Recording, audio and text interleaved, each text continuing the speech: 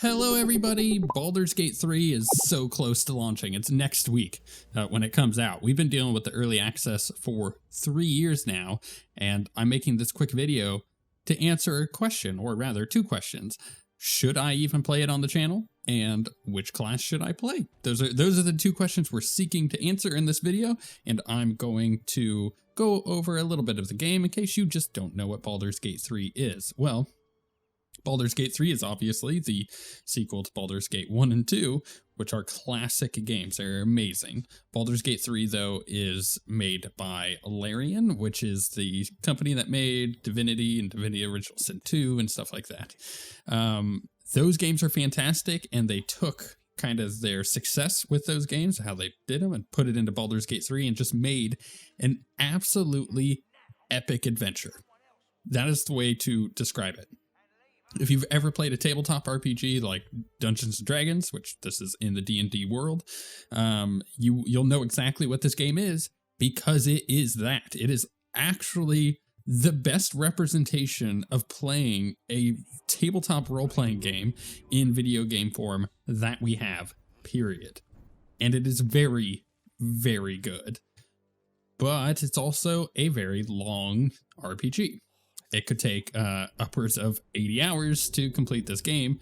And for context, it took me 60 hours to complete Jedi Survivor, which we did in approximately 2 months. There was like 60-something episodes to that series. And it went a little long in the tooth because I decided to collect everything in the game. Whereas in this, I'm not going to seek to collect everything, but I will seek to finish the game and work my way through it and have a fun adventure and kind of get lost in the world and discover things as we go. The best part about Baldur's Gate 3 is if you play the game and if I play through the game, we're going to experience 2 very different games. The choices that I make and the roles that I make, because every choice that you make or everything that you want to do has a particular role. You're rolling dice to see whether or not you succeed or fail, and those things have different outcomes, obviously. So your experience is going to be very different than my experience, especially based on the origin characters that you can play or a custom character. I call them origin characters. I don't know if that's what they're referring to them in Baldur's Gate 3, but in Divinity Original Sin 2, that's what they were. It's basically a character with a predetermined story, or rather backstory, and then you get to play through their story. I am not going to play as, if I do play, I'm not going to play as any of the characters like Asterion or Shadowheart or anything like that. To me, those are companions that go with you on your quest, but you can choose to play as one of them, like I did in Divinity Original Sin 2, where I played as, I don't remember her name. Basically, the person who's like possessed by a spirit. It's actually a really cool story for her, and I really, really liked it. This is a little different. Obviously you can play those kind of stories, but they have a special one that they announced recently, which is like the hunger or something like that. Basically, you have this desire in your character that must feed, not on like blood or anything, but like they were very vague with it, but it's something along the lines from what they could say is like your character is like a murderer, or is compelled to murder people or do very bad things, and you can try to put that aside as long as you want in the game, but eventually something's gonna happen, and that kind of tension seems really, really fun. And to me, this game is the best for telling a story, not the story of the game, but the story of your characters and how you want to play. And they set this game up to do just that. So for me, if I was going to play this game on the channel, it would be a very unique experience of us playing through our story. You got to, experience it with me and even help me make some decisions. It would be a lot of fun. If you saw the first, handful of episodes, goodness, when was the last time I uploaded a video of this? So I just looked it up. I did my very first Baldur's Gate 3 video in October 6th of 2020.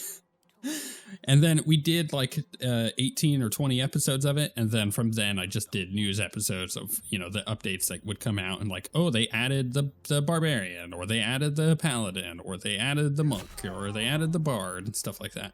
So That was kind of just how I did content on it, and it's actually been fairly successful content because, again, if you ever watched that first like 18 episodes, it was a blast because it's a very unique kind of game.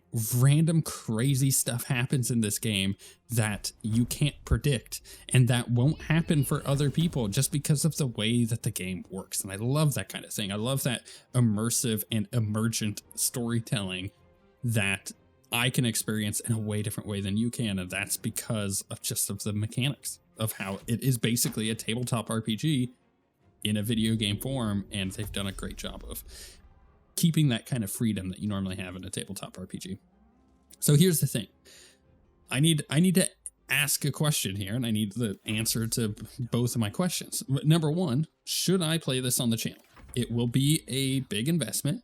It won't be a daily upload for this particular series. We would do maybe a couple times a week where I do fairly lengthy episodes, an hour plus long episodes. We're really getting into the thick of it, going on adventures, having a lot of fun. Okay, so should I do that? Would you be interested in watching that? Right now, as you're watching this video, there is a poll on the community page of the YouTube channel, and you can go answer that question. That'd be great. Just go vote on it real quick, and I would appreciate that very much, because that helps me gauge interest on something that will inevitably be a kind of a long series, like 80 to 100 episodes potentially. Probably lower than that, especially if I'm doing hour-long episodes, probably more like 60 to 70 episodes of a series. But it will be an adventure, not just for you, but for me as well. We'll be going on this adventure together and telling a fun little story. And if you've ever watched anything like this from me, you know that I like to also roleplay, and I will get into what my characters will do, and we'll get into some fun shenanigans. It'd be really cool. So after that poll has closed, which will be this weekend, so I'll let it last a few days, we are then going to put up a second poll. If I hit a specific mark on the poll, whether or not I should play this, I'm not going to tell you guys what that is, because it has a lot to do with numbers and analytics and stuff, and you don't need to know the reasons why. But if we hit a certain threshold, then a second poll will go up this weekend asking which class I should play.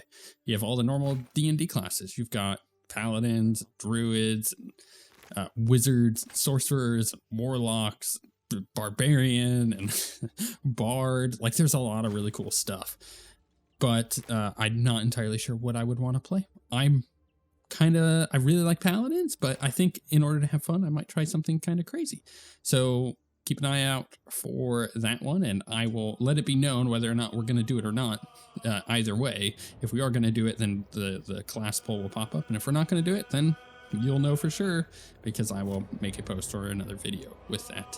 But with all that being said, thank you for watching. Thank you for voting and letting me know what you guys think, because you guys have just as much of an influence in this channel as I do. And with all that being said, we shall see you guys next time.